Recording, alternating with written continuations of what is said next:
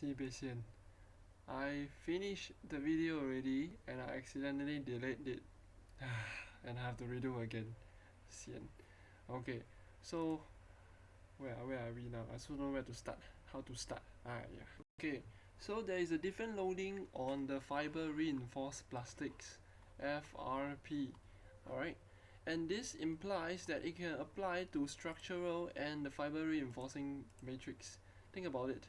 Alright, your fiber reinforced talks about the continuous and the discontinuous one, while your structural also talk about your fiber reinforced plastic, your laminate one, because your this is the laminate system, if you remember in the previous video, or it also has its own fibers and its own matrices, or its own matrix. Alright, so I will believe that the loadings calculations is for this one and also applied for this one also, rather than the particle reinforced as the name imply particle. Alright, so fiber reinforced can be applied for this dude and perhaps most likely this one, the structural one. Okay, so let's start off with the understanding of the axial loading. Okay, because we know that there is axial loading, transverse loading, and shear loading. Okay, so therefore the axial loading is a loading. Alright, as you can see, this is the longitudinal fiber, or the longitudinal side of the fiber. If you were to pull in this thing, we call this the longitudinal system, or we can call this the axial loading. Okay, and this is the Voigt model, transverse loading for the reverse model, and shear loading just shear loading.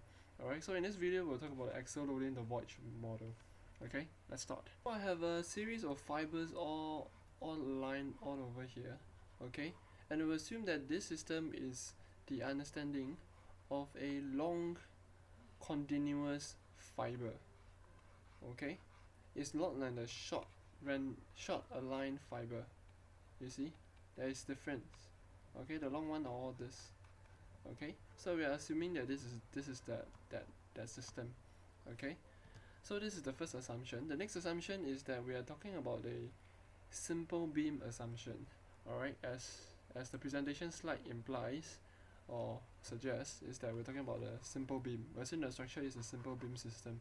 Okay, so why is simple beam is because you are talking about the length over here and you're trying to pull this apart. Or it's something like a simple beam because it's like a beam, you see, like a beam. Okay, I think you get what I mean. The next assumption for this system is that we are assuming that the strain for the matrix and the fiber and the composite itself is the same. Okay, if you were to look in this point of view, alright, this is the matrix. Within the matrix has its fiber. Alright, if I were to go into 3D now, something like this. Okay, so I'm looking in this direction. Okay, so therefore this is the one I'm talking about.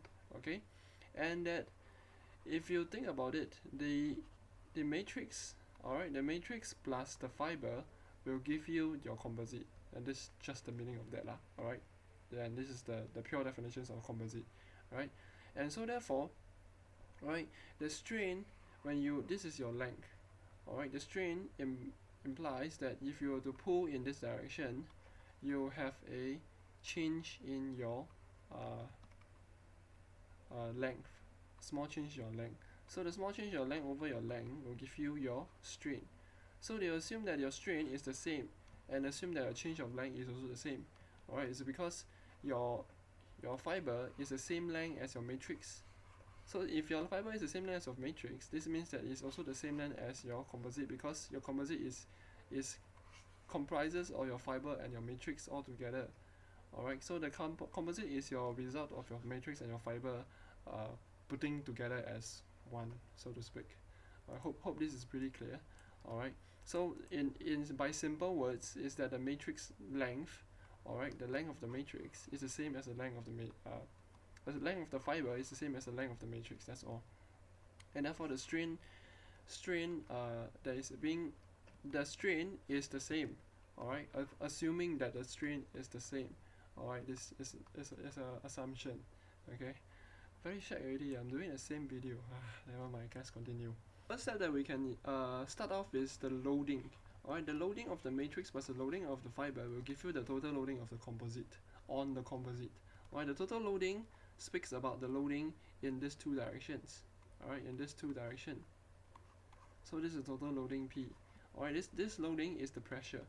Okay, if you happen that you don't understand the loading.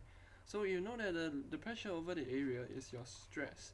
So I can simply rewrite my P in terms of, because if you were to bring this area up to this side, so you'll have stress times area equals to pressure.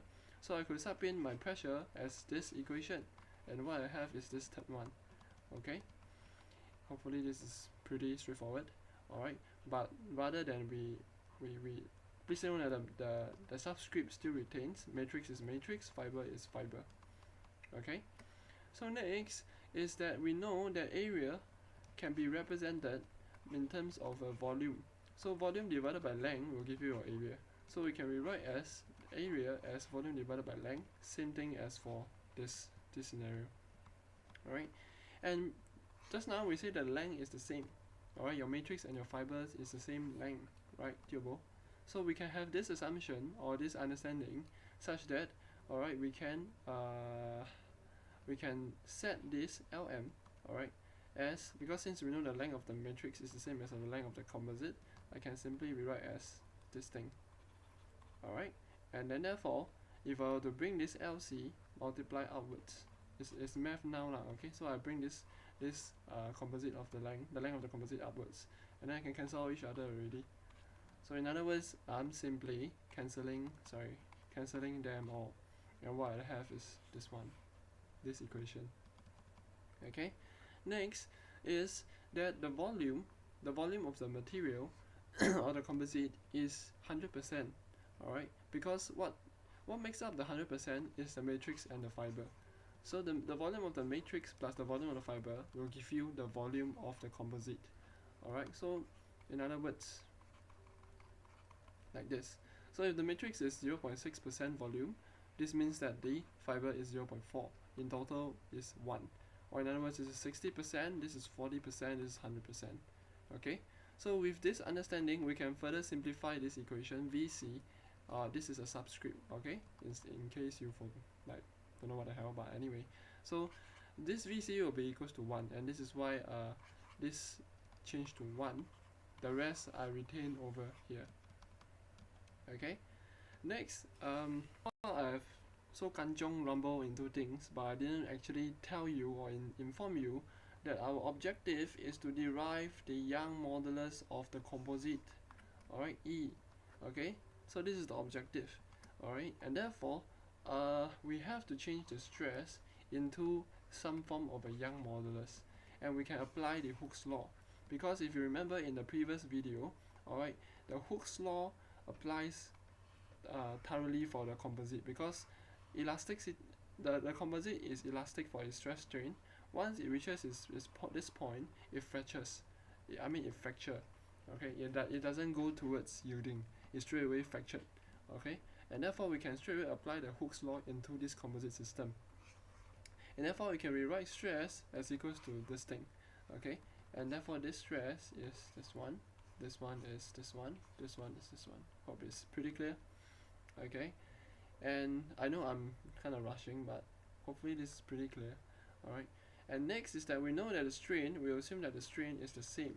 Okay, alright, I think you know what I mean. So we assume that the strain is the same because given that the length are the same and the loading are applied throughout. Okay, and therefore this length, this change in this strain, this change in length over length is somewhat the same, okay, for the matrix or the fiber or the composite in total. Okay, so the strain itself, we will assume they are about the same. Okay, we assume they are about the same. Okay, one explanation that you may say is that if you were to apply this loading over here, the loading, alright, doesn't change the length too much. So if the change of length is very small, like 0.01, divided by a large length, maybe 10, the outcome will be 0.001. Alright, for the fiber, for example, for the fiber. Alright, now for the matrix, if the matrix applies maybe 0.015, alright, if the matrix extend by or change in length by 0.015 divided by the original length 10 also, you will get somewhat 0.0015. So this difference aren't very big, and therefore we can somewhat assume that the strains are somewhat the same. Okay, given that the change in length divided by length is equals to strain. Okay, hopefully this is pretty clear. Alright, yeah lor. So this is the strain that I'm talking about. So therefore the fiber and the matrix and the composite, the strains are the same. We assume they are the same. And therefore this is what we call the isostrain condition. Or later on we will have the isostress condition for the transverse loading. Okay, so these are the things that you may want to take note of. For the axial loading is the isostrain system. Okay, therefore since we know that the strain EM, fiber, matrix and the composite are the same, I can simply rewrite my strain for my matrix as epsilon c, because this is equals to this. Alright, and therefore I can change to c also, and therefore I can cancel them each other already since they are the same. Alright, mathematically they can cancel each other. Think about it. Alright, and just, I think you get what I mean already. Alright, so I just bring this epsilon c downwards. Alright, divide everything by epsilon c. This one change to epsilon c because epsilon m is equals to epsilon c. Alright, and then they can cancel each other already lah. So what I have just done is what I've just did over here. Okay, and therefore what I would have, okay, so this part is the one that I just said. Okay, just a clear view of what I'm saying lah. Okay, next, after I cancel the epsilon, the strain, and taking in the condition of isostrain condition, alright, I will have this thing lah. Okay, and since we know that we are only looking for the Young modulus, alright, and this is somewhat the case already. Alright, but as why suddenly we have a k, alright, and this k is what we call the fiber efficiency factor. Okay, fiber efficiency factor, because this fiber efficiency factor includes the length of the fiber and the orientation. This is your matrix. Top view. The length itself affects your strength of your material. Alright, this length as compared to a this system is called the continuous long fiber, and there will be a short discontinuous fiber. Alright, comparatively this is weaker than this. Alright, in this a few videos ago we have discussed. Alright, and therefore this will affect the k value also. Alright, and the next one, the second thing that it affects the k value is your orientation of a fiber. If you orientate in this degree, this angle will also affect your fiber's strength and your overall composite strength. And this is why we are talking about k. Again, also the orientation. So this k itself talks about how the fiber is being efficient in the whole composite system, how the fiber acts. So we are talking about the fiber efficiency factor. Alright, but yeah lor. So therefore this is the full equation. Alright, and often we want to write in terms of VF fiber. Alright, the volume of the fiber. Why? Is because normally we may be given the volume of the fiber straight away. Alright, and often the case lah. Okay, and this is why we'll change the volume of the matrix into 1 minus VF. And how this comes by is the volume of the matrix plus the volume of the fiber will be equals to your volume of composite. Alright, and which is equals to 1. Your volume of the composite is equals to 1 or 100%, remember? So for example, if the matrix is 80%, then the fiber will be 40%, and in total the composite is 100% volume, right? There will be no air lah. If there's air, then another equation, but we assume that this is totally matrix and fiber here. Okay, and therefore what we can do to write in terms of this fiber's volume is that VF is equals to VC minus VM, and we know that VC is equals to 1, then we will have 1 minus VM. VC equals to 1 is because it's 100%, it's the full thing lah, okay? And VM normally is like 0.6, 0.5, whatever thing it is, okay? And this is why we write VM, sorry, paise. So VM is equals to 1 minus Vf. Okay, so I bring the Vf over this side. Sorry, my fault. Okay, and therefore I have this thing over here. So this Vm can be rewritten as this. All the rest are the same. Okay, therefore what I've talked about so far is all these pages from your page 42 onwards, alright, 42 all the way to page 46. Okay, this is your final equation, the same thing that I've just said earlier. Okay, and this equation is exactly the same as what we have done in the earlier part of the video. Okay, in other stuff, give me a while. This one, alright, so we have someone derived this equation, alright, such that we leave the answer as Vm. We didn't change it to 1 minus Vf, remember?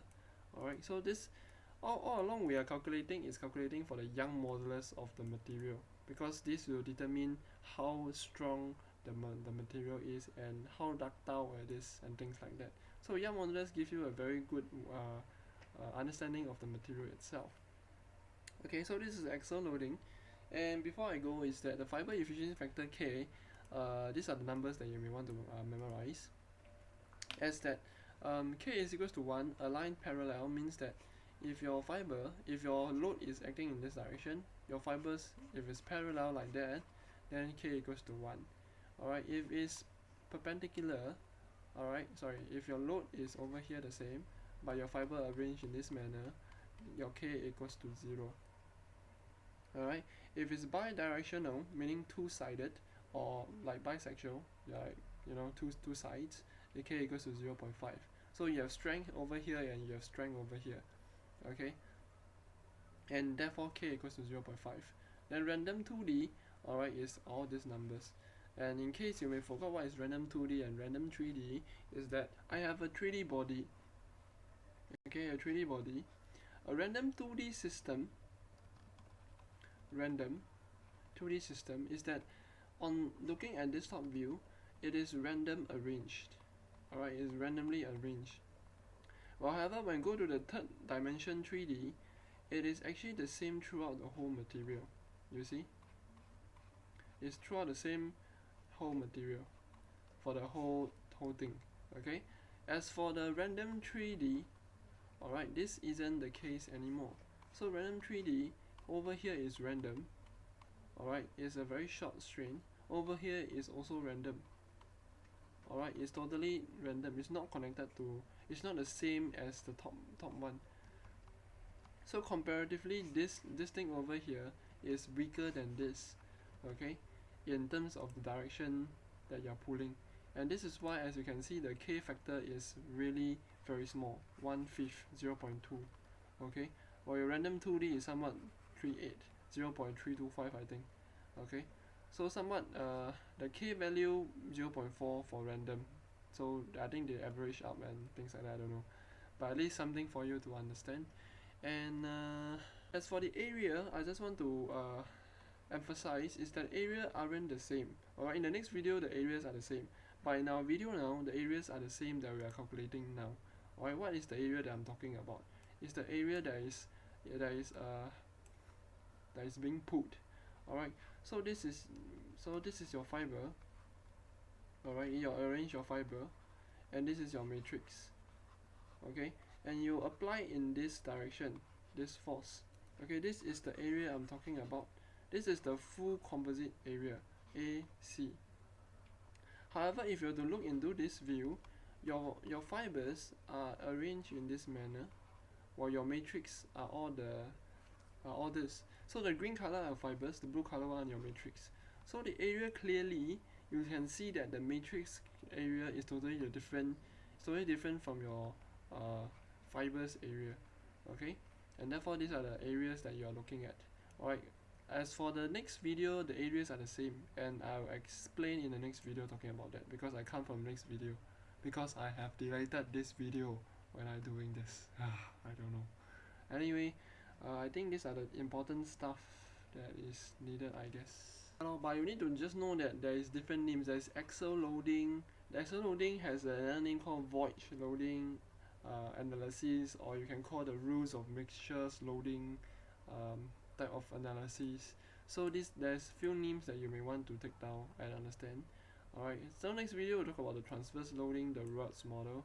Alright, then after that shearing. Alright, so next video reverse model first, and then yeah, see you there.